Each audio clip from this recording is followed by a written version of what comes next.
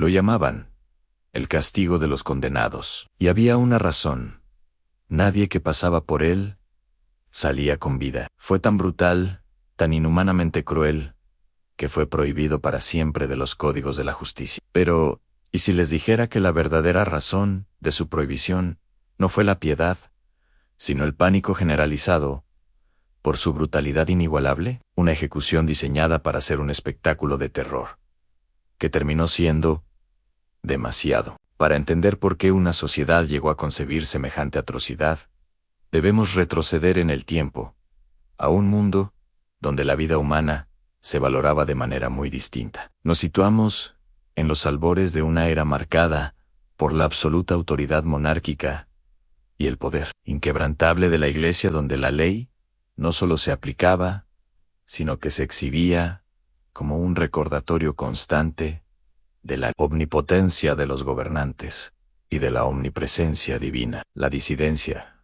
la herejía, o cualquier acto percibido como una amenaza al orden establecido, no solo se castigaba, sino que se erradicaba con una ferocidad que buscaba infundir terror en el corazón de cada ciudadano, para que la obediencia no fuera una elección, sino una autoimposición, nacida del pánico más profundo. Era un tiempo de miedo y superstición, donde las fronteras entre el castigo terrenal y la condena eterna se difuminaban. En este ambiente, la tortura no era un medio para extraer información, sino un fin en sí misma, una parte integral del espectáculo de la justicia, una advertencia brutal y palpable de las consecuencias de desafiar el poder. Los cuerpos de los condenados se convertían en lienzos sobre los cuales se escribía, con sangre y agonía, el mensaje de la autoridad, un mensaje que se buscaba grabar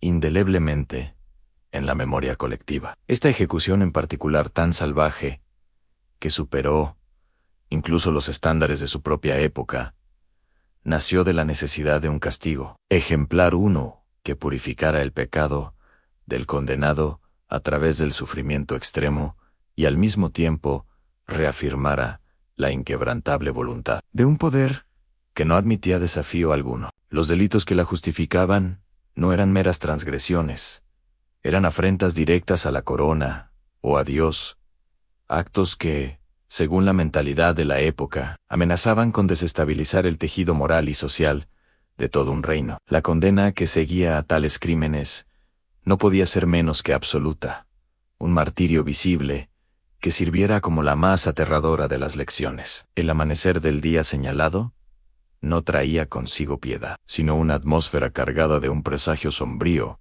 que se colaba por cada rendija del castillo y las calles adyacentes. Desde las primeras horas, los preparativos eran una coreografía macabra de eficiencia y meticulosidad. En el centro de la plaza principal, un cadalso de madera tosca se alzaba imponente, construido no solo para exhibir el sufrimiento, sino para amplificarlo.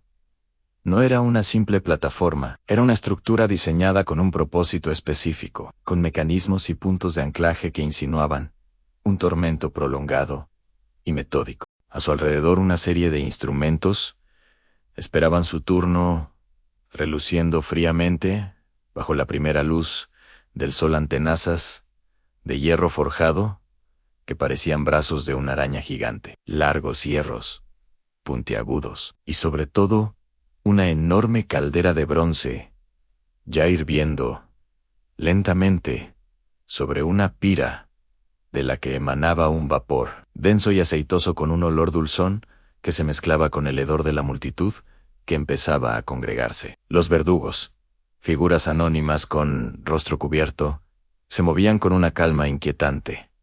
Sus movimientos eran casi ritualísticos mientras ultimaban los detalles. No había en ellos arrebato ni sadismo visible, sino la fría profesionalidad de quienes cumplen una labor delegada, una tarea que para ellos era mero oficio. Las autoridades, ataviadas con sus ropajes más severos, ocupaban un lugar preeminente, sus miradas pétreas y distantes, encarnando la inquebrantable voluntad de la ley. La víctima, aún encerrada en las entrañas de la mazmorra, era arrastrada hacia la luz inclemente, su cuerpo ya quebrado por los tormentos previos, su mente en un limbo entre la resignación y el terror más primitivo. Se le había negado todo consuelo, toda esperanza.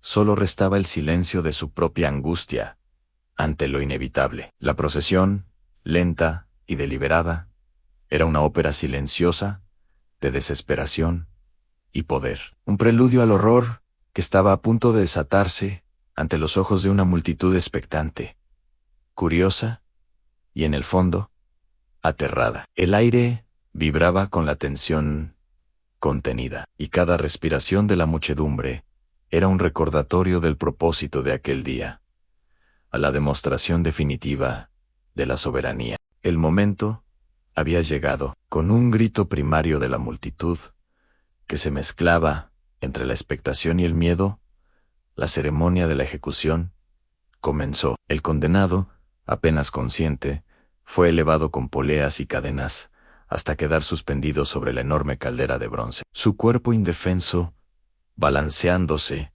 precariamente sobre el líquido humeante, no era agua, sino un caldo espeso y hirviente, preparado con aceites, cal viva, y, según algunos relatos susurrados, azufre y plomo fundido, una mezcla diseñada para corroer la carne y el hueso con una lentitud infernal. Un silencio tenso se apoderó de la plaza, interrumpido solo por el crepitar de la pira y el siseo del vapor. Lentamente, con una crueldad metódica que helaba la sangre, los verdugos comenzaron su labor. No era una caída rápida, sino una inmersión gradual. Primero, los pies, la piel cosiéndose al instante, contrayéndose y deshaciéndose en una burbujeante agonía que arrancó al condenado un gemido ahogado. La quemadura se extendía, subiendo por las pantorrillas, los muslos, mientras el cuerpo se retorcía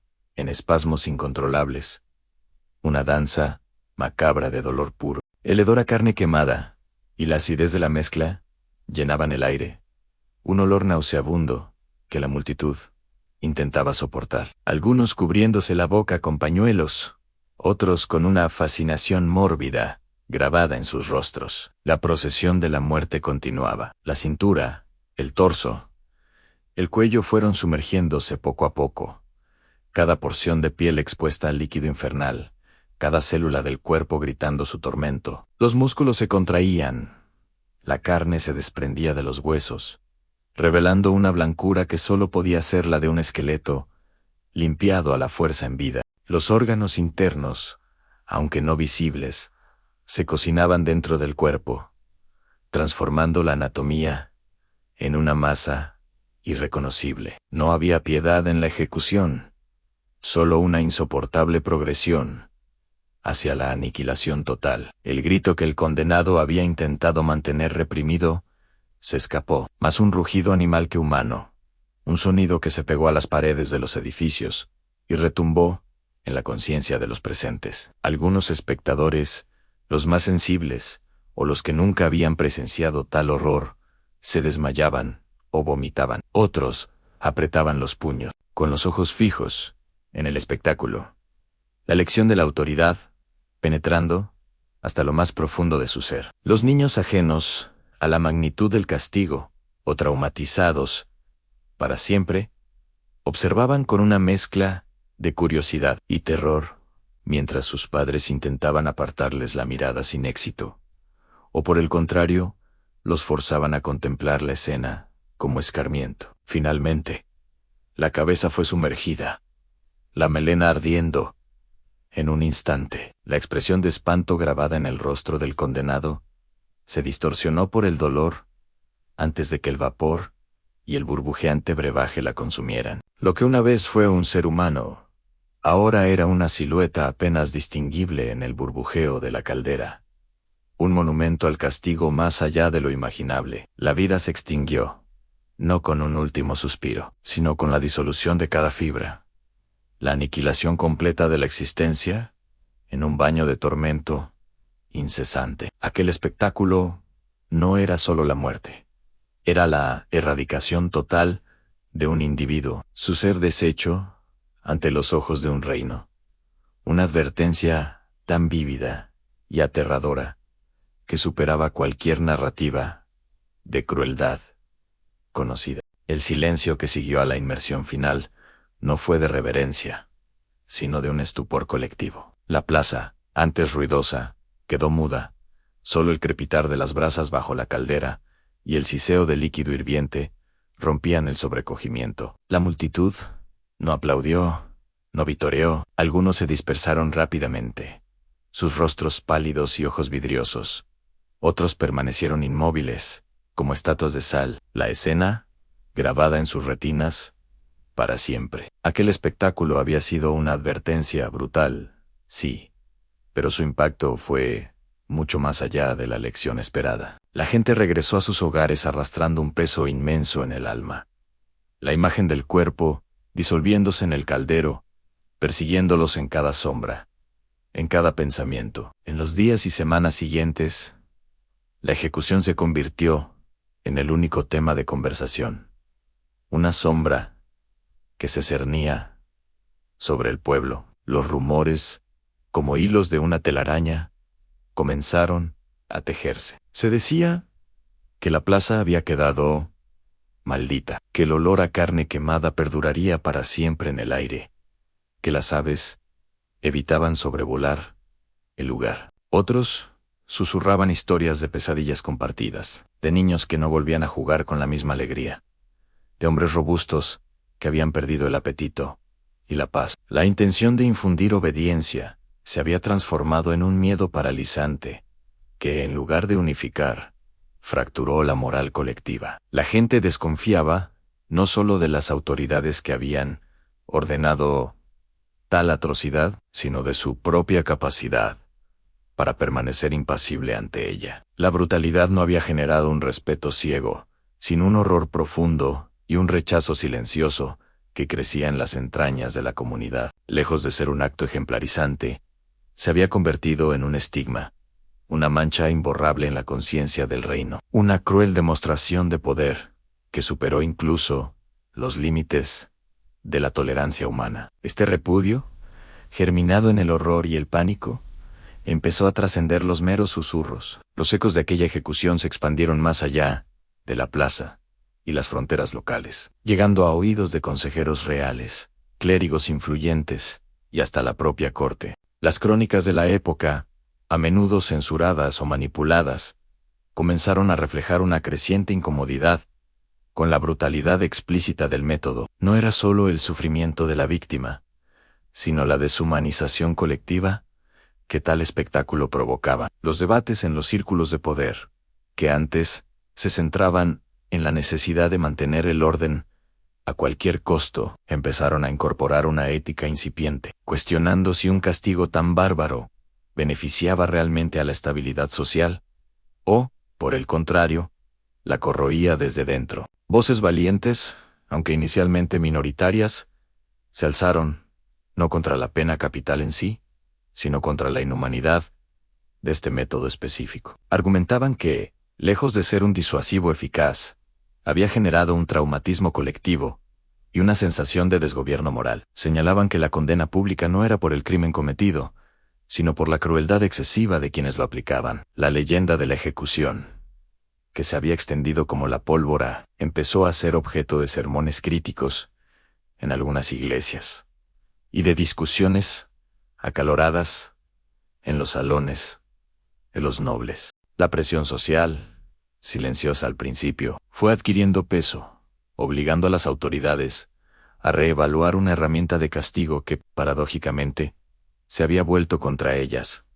socavando su propia legitimidad. No fue un acto de piedad repentina, sino una fría evaluación de coste-beneficio.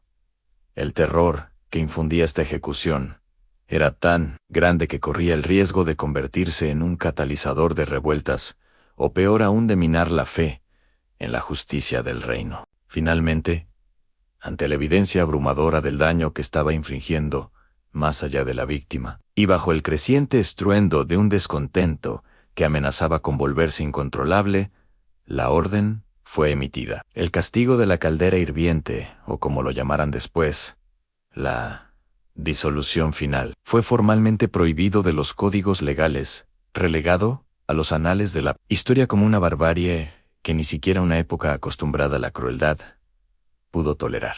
Esta historia escalofriante oculta en las sombras del pasado es mucho más que el relato de una ejecución atroz. Es un espejo que nos confronta con la inquebrantable capacidad humana para la crueldad, pero también con su eventual, aunque lenta evolución hacia la humanidad. Nos enseña que la barbarie, por más arraigada que parezca en una época, puede llegar a un punto de quiebre donde la conciencia colectiva se revela, forzando un cambio. ¿Hemos evolucionado realmente como sociedad?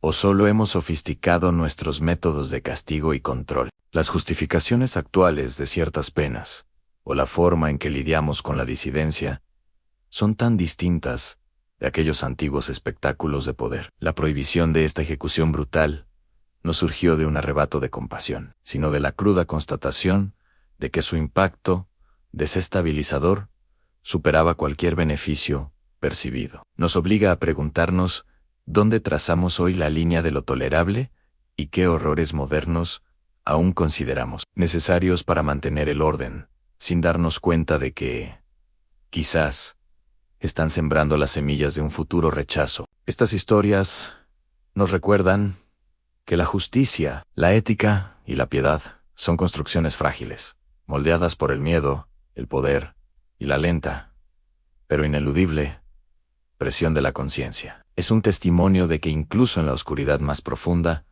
hay un límite que, una vez cruzado, no puede sostenerse. Si quieres descubrir más historias tan estremecedoras como esta, suscríbete y acompáñanos en este viaje al lado más oscuro de la historia. Este es solo uno de los secretos que el tiempo intentó enterrar, una cruda advertencia de cuando el poder se desliza hacia la tiranía y la humanidad se tambalea al borde del abismo. Si quieres seguir explorando las torturas y horrores más impactantes de la historia, suscríbete y sé parte de Historias de Torturas, donde desenterramos las verdades más oscuras para comprender mejor la luz.